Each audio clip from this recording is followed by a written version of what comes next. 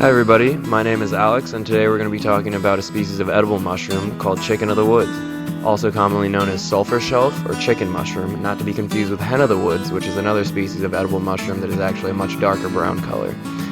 This fungus is a polypore, meaning it has many pores, hence the name, on the underside of the shelf, and they can range from 5 to 25 centimeters across per shelf. These mushrooms grow in large brackets or groupings, and some have been found that weigh over 100 pounds. They're most commonly found on wounds of trees, mostly oak, but they're also found on yew, sweet chestnut, and willow, as well as conifers in some species. It's a parasitic type of mushroom, like most mushrooms, and they produce a brown rot on the host on which they grow. They're characterized by a moist, rubbery, sulfur yellow color that is usually bright orange, with sometimes bright orange tips. As they get older, they start to lose color and become pale and almost chalk-like. This mushroom also has a very distinctive smell. It's very woody and nutty, mildly pungent, and you will often find a lot of beetle or slug holes within the mushroom itself. I've actually eaten this mushroom many times. It really holds up well if you dry it out or you freeze it, so I have a good amount stored up. This stuff is great. It'll come back year after year when the weather suits it, usually from late spring to early autumn. And mushroom hunters love this species. It's considered a delicacy in some parts of North America and Europe. And this mushroom can be prepared in most ways that one would prepare regular chicken meat. I prefer to use a lot of butter and a lot of garlic, and you want to make sure that you actually cook it quite well. It's commonly used as a substitute in vegetarian diets for chicken, and it is quite delicious.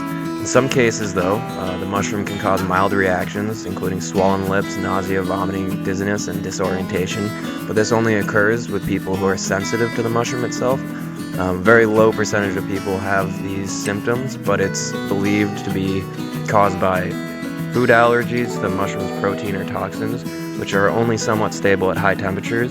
So many field guides or mushroom hunters will actually recommend that you try small amounts and see how it sits in your stomach before you actually try eating large quantities of it.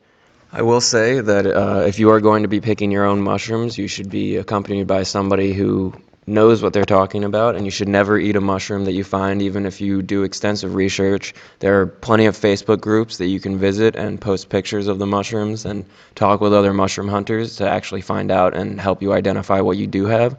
So I will say, as a disclaimer, please don't eat mushrooms if you're not 100% sure what they are.